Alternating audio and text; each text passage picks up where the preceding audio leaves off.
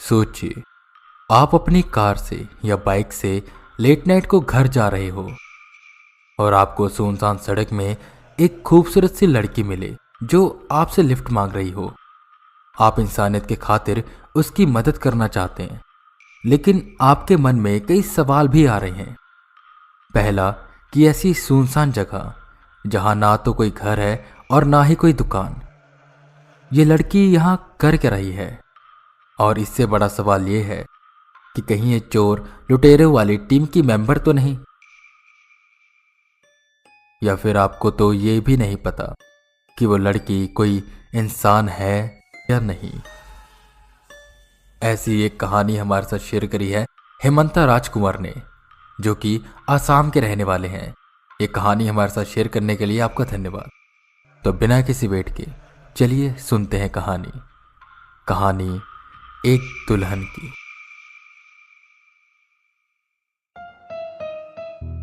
आज प्रीतम को ऑफिस से आने में काफी लेट हो गया।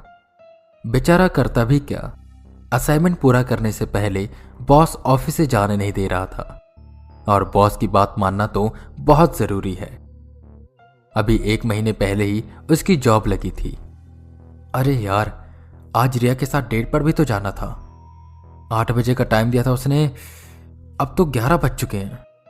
इस बॉस ने टांग ना अड़ाई होती ना तो 3 घंटे पहले ही मैं रिया के पास पहुंच जाता। अब तो रिया मुझसे नाराज हो गई होगी। कितनी मुश्किल से मनाया था उसको। निराश होकर प्रीतम बोला। रिया प्रीतम की कॉलोनी में रहने वाली एक लड़की है। कोई एक आईटी कंपनी में काम करती है, एजुकेटेड है, अच्छी है और खूबसूरत भी है। प्रीतम को रिया पसंद आ गई थी। काफी रिक्वेस्ट करने के बाद आज प्रीतम के साथ डिनर में जाने के लिए वो मान गई थी, पर ऑफिस के काम की वजह से प्रीतम जा न सका। वो अपने घर की ओर जा रहा था। रास्ता काफी सुनसान था। नवंबर की ठंड में लोग रात को घरों में ही रहना पसंद करते हैं। रास्ते में मुश्किल से कभी 1-2 गाड़ियों से दिखाई देती। चांद को भी बादलों ने ढक रखा था। अंधेरी सड़क में सिर्फ प्रीतम की कार आगे बढ़ती जा रही थी। अचानक प्रीतम ने देखा कि कोई लड़की दुल्हन की ड्रेस में सड़क के किनारे खड़ी है और हाथ दिखाकर लिफ्ट मांग रही है। प्रीतम ने ज्यादा कुछ ना सोचा और कार रोक दी। भाई साहब, क्या आप मेरी छोटी सी मदद कर सकते हैं? क्या है ना कि मेरी स्कूटी का टायर पंचर हो गया और आसपास पंचर ठीक करने वाले कोई दुकान नहीं है, तो मैं यहां लिफ्ट के लिए रुक गई। पर आज तो कोई गाड़ी भी यहां से गुजर नहीं रही। पूरे आधे घंटे बाद आपकी एक गाड़ी दिखाई दी। बस मुझे थोड़ा सा ही आगे जाना है, क्या मुझे लिफ्ट देंगे? लड़की ने कहा। प्रीतम ने लड़की को ऊपर से नीचे तक देखा।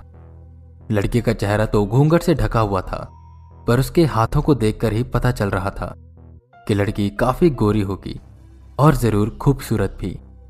लड़की की आवाज भी तो काफी प्यारी है। प्रीतम ने कुछ ज्यादा सोचा नहीं। इतनी खूबसूरत लड़की को वो यूं ही हाथ से जाने नहीं दे सकता था। प्रीतम ऐसा ही था, खूबसूरत लड़की देखी नहीं कि लाइन मारने लग जाता था। हाँ, क्यों नहीं, आपको कहां जाना है, मैं आपको वहां ड्रॉप कर दूंगा। आखिर हम इंसान एक दूसरे की मदद नहीं करेंगे तो कौन करेगा? प्रीतम ने मुस्कुराते हुए कहा। आपका बहुत बहुत शुक्रिया, बोलकर लड़की प्रीतम की साइड वाली सीट में आकर बैठ गई। वैसे आपकी स्कूटी नहीं दिखाई दे रही? प्रीतम ने पूछा। वो थोड़ी दूर ना एक चाय की दुकान है, मैंने अपनी स्कूटी वहीं खड़ी कर दी। लड़की ने जवाब दिया। हाँ, ठीक किया आपने, बोलकर प्रीतम ने गाड़ी स्टार्ट की। वैसे आपने अपना चेहरा क्यों ढक रखा है? प्रीतम ने पूछा।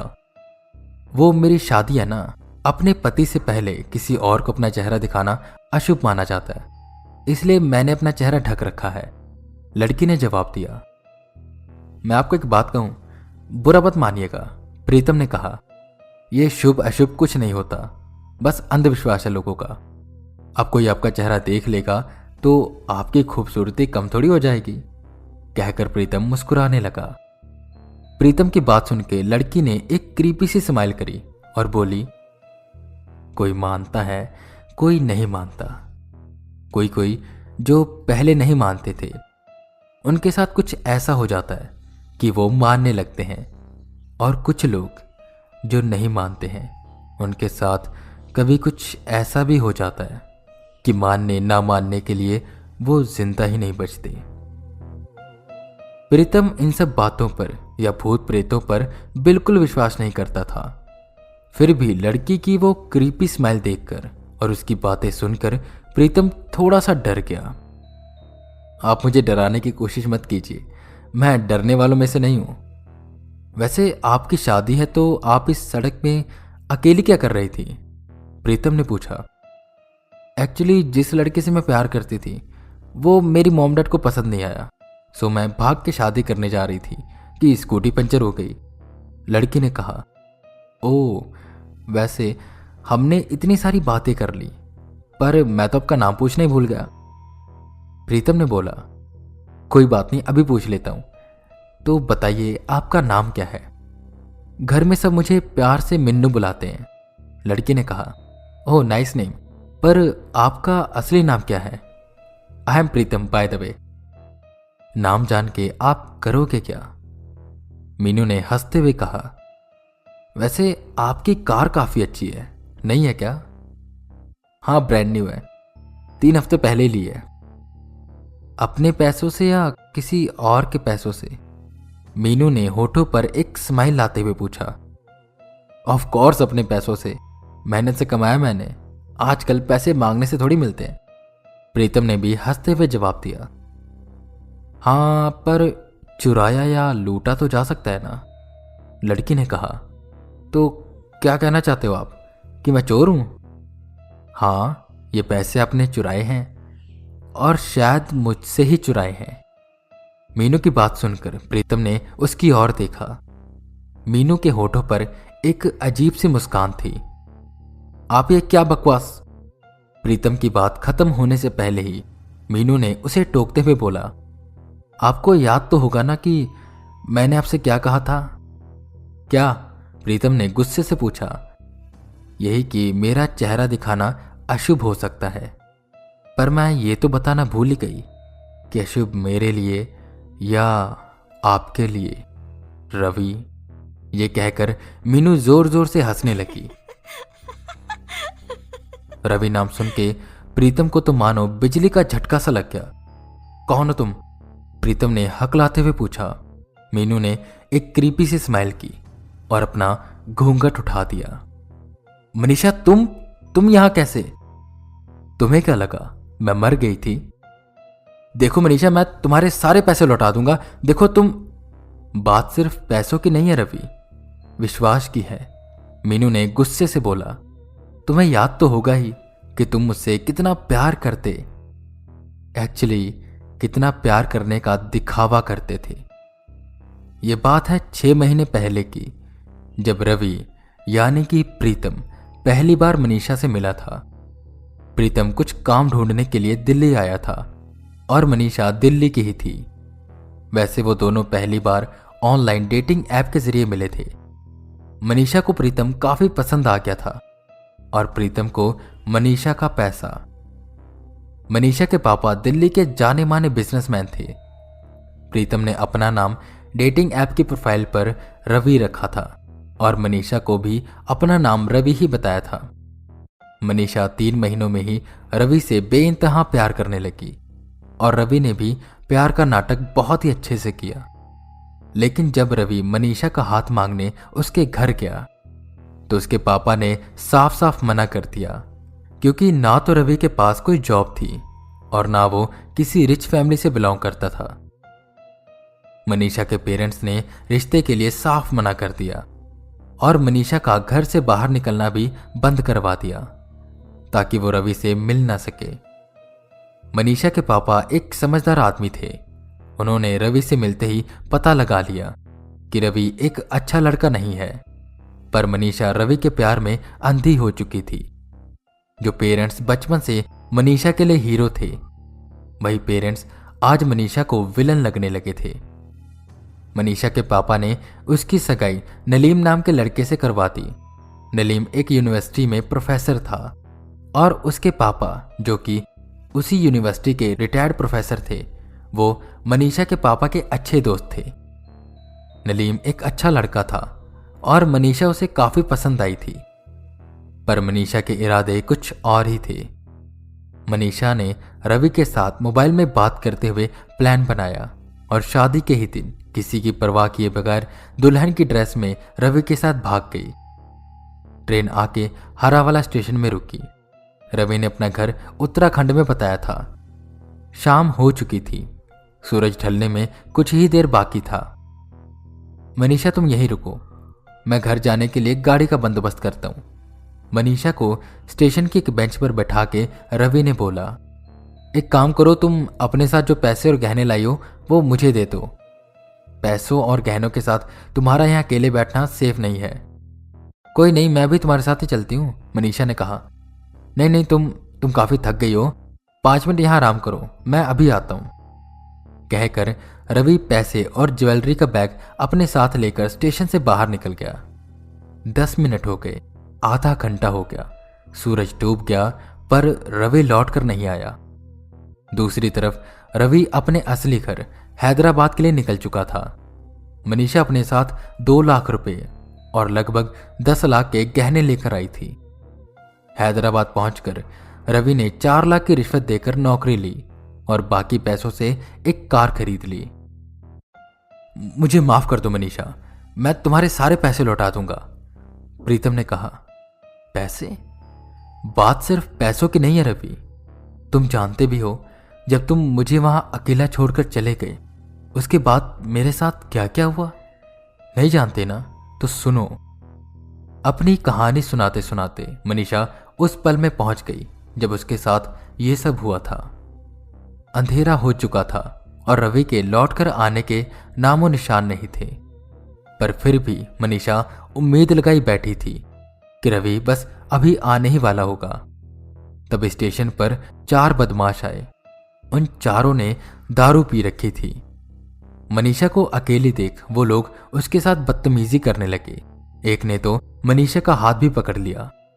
जैसे तैसे अपना हाथ छुड़ाकर मनीषा स्टेशन से बाहर निकली और दौड़ने लगी, पर उन चारों ने भी उसका पीछा किया। अचानक से दूसरी ओर से एक ट्रक के साथ मनीषा की टक्कर हो गई। भीड़ जमा हुई तो वो चारों बदमाश मौका देखकर वहां से चले गए। उस एक्सीडेंट के बाद मैं 1 महीने तक कोमा में रही। जानते भी हो, तुम्हारे एक धोखे की वजह से मैंने मेरे पेरेंट्स, मेरे रिलेटिव्स और मेरे सारे अपनों को खो दिया, मनीषा ने कहा। देखो मनीषा, उसमें सिर्फ मेरी गलती नहीं थी, तुम भी तो मेरे साथ भागी थी ना। मुझे पैसों की जरूरत थी, मैं क्या करता। और मैं जानता हूं कि मैंने तुम्हें बहुत तकलीफ दी है, पर 1 महीने बाद ही सही तुम कोमा से उठी तो सही, और मैं तुम्हारे सारे पैसे लौटा दूंगा, मुझ पर भरोसा करो। मनीषा की कहानी सुनने के बाद प्रीतम बोला। उसके चेहरे पर थोड़ा सा भी दुख या शर्मिंदगी नहीं थी। असल में प्रीतम था ही ऐसा। भरोसा? और तुम पर? तुम कभी समझ ही नहीं पाओगे रवि कि प्यार क्या होता है और मैं किस दर्द से गुजरी हूं। अगर पैसों की जरूरत थी तुम ऐसे मांग लेते, मैं दे देती। मैं तुम पर कितना भरोसा करती थी। क्या कुछ पैसे देके मैं तुम्हारी मदद ना कर पाती? पर तुम्हारी नीयत ही खराब थी। मैंने जो खोया वो तुम कभी लौटा नहीं पाओगे रवि। और मैं तो कभी कोमा से उठी ही नहीं, बल्कि वहीं हमेशा हमेशा के लिए सो गई। क्या मतलब है तुम्हारा? प्रीतम ने पूछा। मनीषा ने फिर से अपने होठों पर एक डरावनी सी मुस्कान लाई। उसका खूबसूरत चेहरा धीरे धीरे बदलने लगा। उसके गुलाबी होठ काले पड़ गए। उसका पूरा चेहरा सफेद पड़ गया, मानो जैसे उसके शरीर में खून की एक बूंद भी नहीं है। उसकी आंख धीरे धीरे काली होने लगी और वो प्रीतम को गुस्से से घूरते हुए बोली, एक मरी हुई लड़की पैसे लेकर क्या करेगी? मैं तो यहां सिर्फ एक चीज लेने आई हूं और वो है बदला। मनीषा का ये रूप देख प्रीतम की मानो जुबान ही जम गई। वो चीखना चिल्लाना चाहता था, पर उसके मुंह से आवाज नहीं निकल रही थी। नवंबर की ठंड में भी वो पसीने से तरबतर हो गया। जैसे तैसे वो कार से निकलकर दौड़ने लगा। सड़क के दोनों तरफ जंगल थे।